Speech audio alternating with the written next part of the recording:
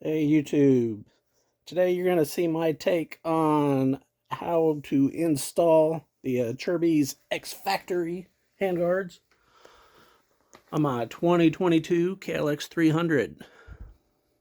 Now your two options for installing these handguards. You can either use the expansion joint that comes in here, which means you're going to have to remove this solid piece of metal that's inside the handlebars on both sides for you to use this expansion, or you can use a tap and make your threads inside that piece of metal. I'm going to go with the tap, and I'll tell you why. I believe this piece of metal that's inside here is a harmonic vibration damper for the handlebars. Like other bikes where you can bolt on a counterweight on the end of your handlebar to help the vibration from the higher RPMs and higher speeds. This already comes with it built into the handlebars. So you removing that to install using the factory hardware, you're possibly taken away from some of the stability and the comfort that comes built into the bike.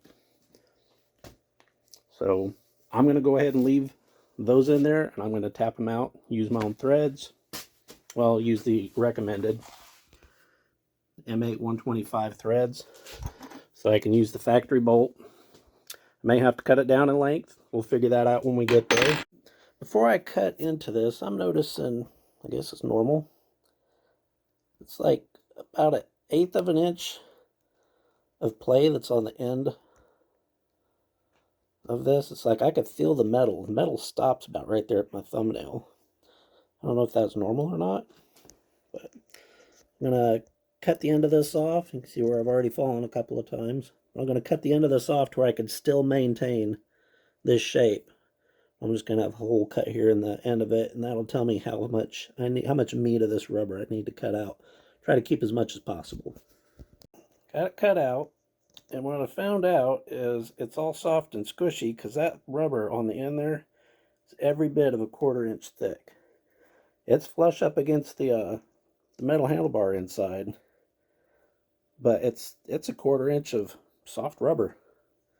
So I'm going to go get my Dremel, put a little drum wheel on there and sand this out to where it's the same inside diameter as the handlebar.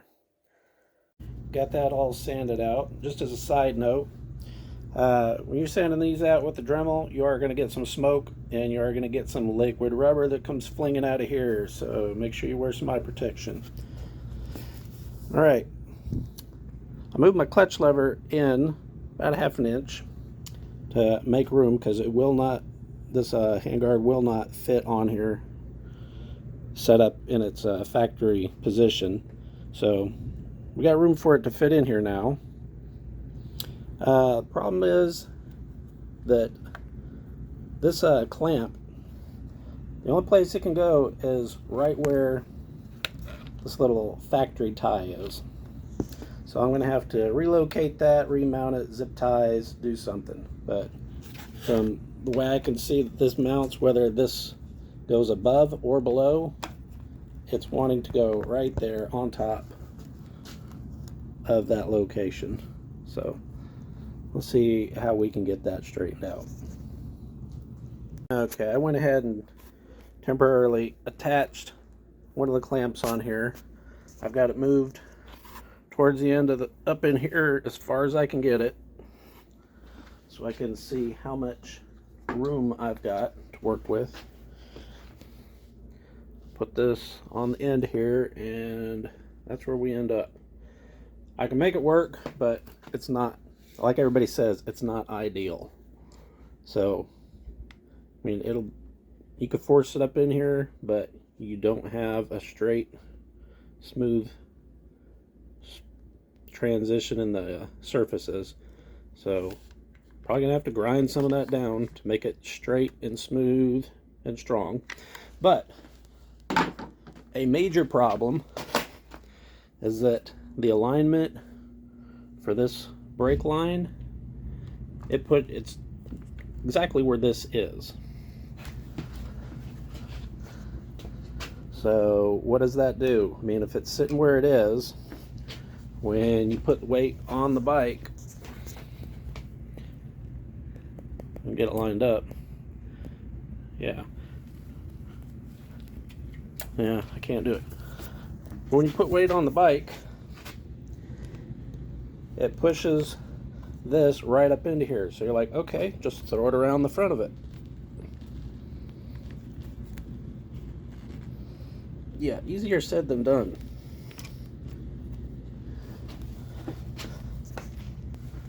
Okay, I got it wrapped up around it. Yeah, it's pulling it nice and tight now. Not cool. If it was just going to sit here, sure. But when you put weight on the front of the bike, yeah, that's what, where'd it go? Oh, there it goes. You put weight on the front of the bike, that's all fine and dandy, but when all the weight comes off the bike, that starts pulling that tight. Where'd it go? It binds it. That's not cool. I mean, it's like a freaking banjo string. That ain't gonna work. So what I'm thinking is I can get this to be longer. If I can get my slack out of that part, move it up about an inch or as close to that grommet as I can get it, or even bend the grommet forward a little. If I can get about an inch and a half out of it, that might work. So I'm going to try that. I got enough slack in here now. Yeah, I was able to bend the bracket forward just a little. It's still got some slack in there, but the way this is manufactured, it's got this, it's just made to hold it. So now it's above that section. I can pull on it. It's not cool. I don't like it the way that it is. I don't know what to do about that. Might leave it, might do something, but that gave me the slack I needed so that it's not binding all the weight off the bike. It can still move just fine. And yeah, when the bike compresses, it'll work. Okay, I was testing the fitment of the bolt that goes into the grip, and the problem I got is the tap I got, that's as far in as I can thread. This piece of metal block that's in here, this whatever the heck you want to call it, it goes about to the middle of the grip. So I can't put threads all the way through the end of there. So the bolt that's supposed to go with it, it's too long for my tap. So what I did is I cut the bolt short to where it does work. And I'm also going to be putting some of these really thick washers in here. They're the same diameter as the grip to fill up this space in this extra space in here. So that way when the handguard's up against here, it will be hitting against metal to metal. Even though, so I could stick these washers in here like so. Let me pause the video to get the rest of them in there. Yeah, I got 3 of them washers in there. It's flush with it. It's pressing up against the metal of the handlebar. So when I put that on there, it'll be nice and tight. So now with the guard on there, I found something out here. Found out that as you push this down, it changes the angles. And looky there. It can match right up to where everything fits the way it's supposed to fit. Yeah, there. So everything is flush. So let me go ahead and get the rest of that on there. One thing that I did is, that I really didn't talk about, I removed this clamp, opened it up, flipped the metal around, and clamped it back together. So that way where its original position was, it was about a 1/2 inch, 3/4 of an inch back. And the reason why I did that is with it back, this hose was back here, and when the bike is fully pulled back here, it limited a little bit the amount of play that it had. So by pulling this forward, what it does is it keeps it pressed forward. I mean, it's got some play in there. There's nothing tight. But what it does is it keeps it favored to where it's as far forward as it can.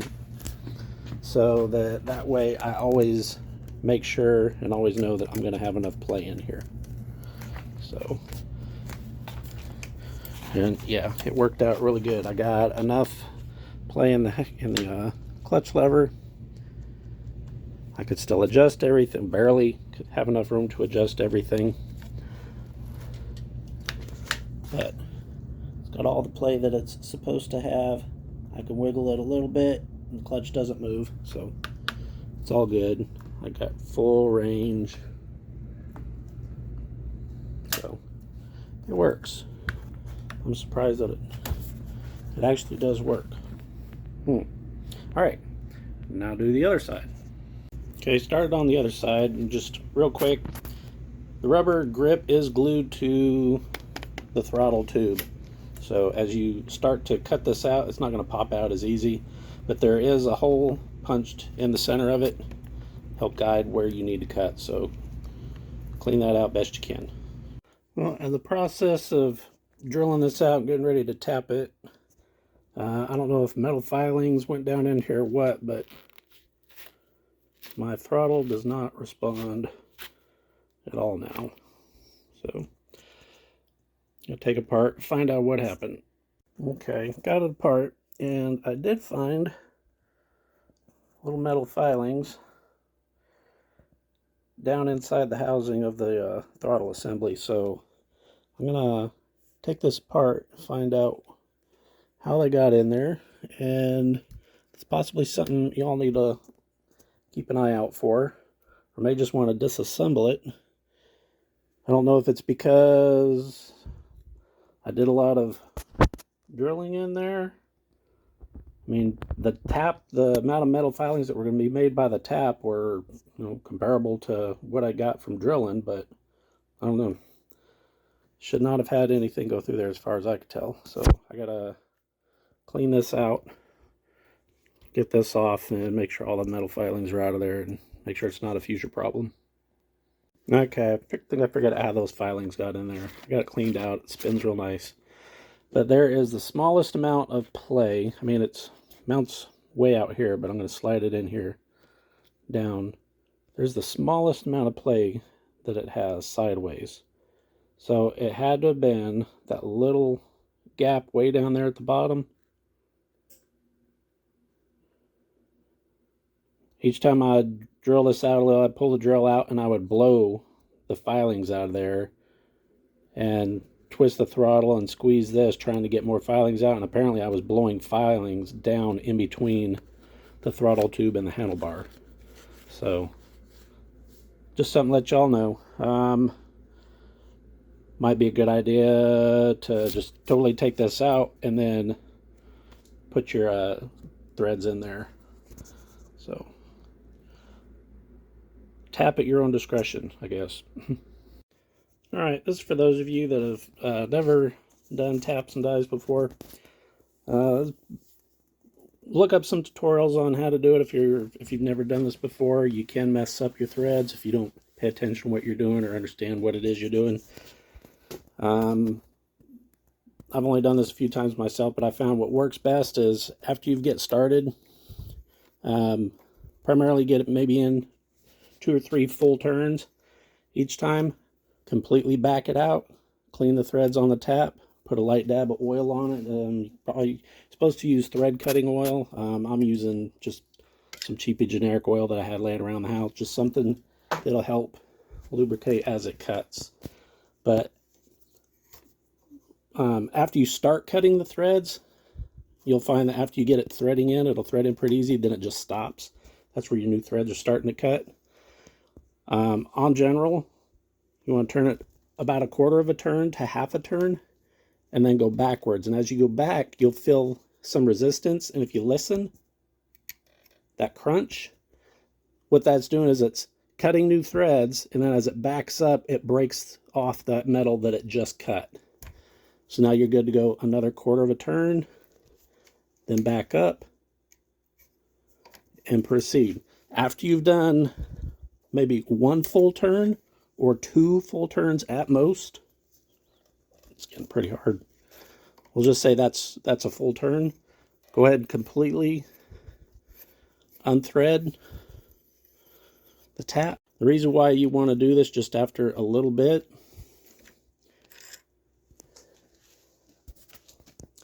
that's the metal that you're cutting out. You want to make sure that that is out of the tap. Clean it. Put another drop or 2 of oil on there, and then go back in, thread lightly, make sure that you're not cross-threading. You should be able to easily turn it in with 1 finger. Make sure you're not cross-threading. Repeat that process. Yes, it's going to take you, 10 minutes for this to thread in as far in as it needs to go, or as far in as you are trying to go. It's going to take a while. But if you try to go in and just thread it all the way through in one shot, it's more than likely not going to work, and all you're going to do is jam up the cutting device, and it's not going to cut your threads right. Okay, now as far as adjusting where these are and how they fit and how to make this supposed bad connection here match up better to where it looks, like that. What I found out what works is tighten the outside enough to where it's not going to move, but it's up to where you want it. I've already tightened this and got it where I want it, and I've loosened it just to show you how I did it. Get it to where it's not going to move unless you really force it, and then just start going back and forth and tightening these and tightening this outside bolt, alternating back and forth until it's tightened up. All right, I wanted to show you, even though this isn't lined up right, this is a piece of metal. It's gonna bend, and I just wanted to show you as it pulls it in, as I tighten it up.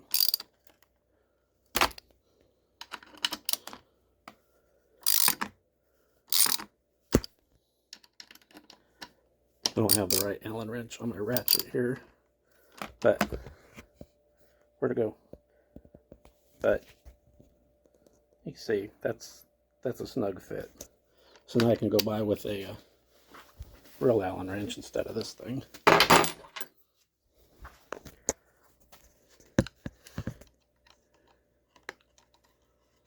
Get in there, kind of booger that up. Holy cow, that's tight. It tightens up quick.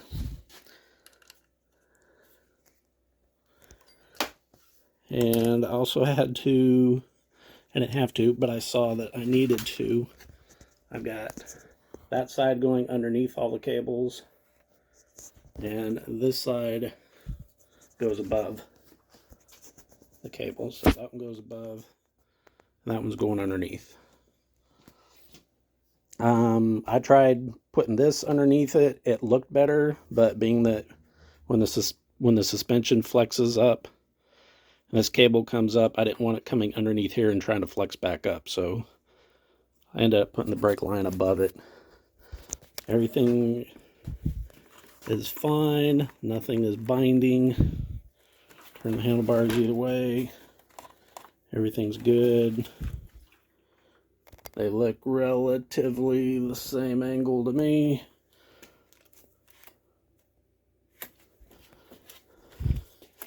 Okay, that binds. That's not cool.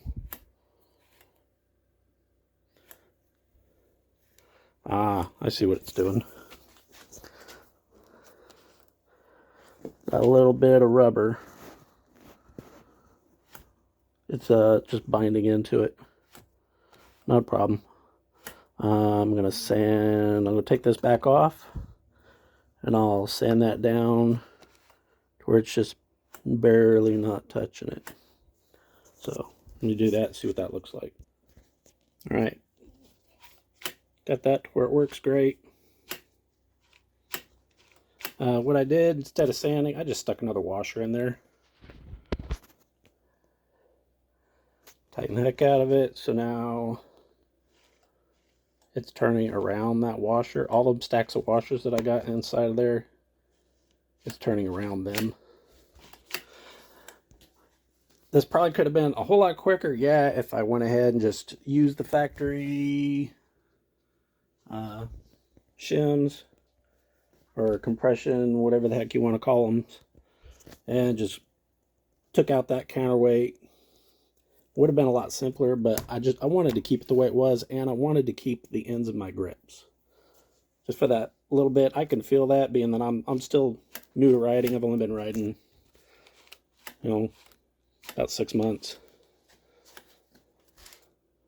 Not counting as a kid, but yeah, I'm a novice, and I still like that comfortable feel of reminding me where the end of that is at. Got it on both sides. So, but the way it turned out, totally awesome. The Acerbis X-Factory handguards do work on the KLX300. So, go check them out. Hope this helps you out. Later.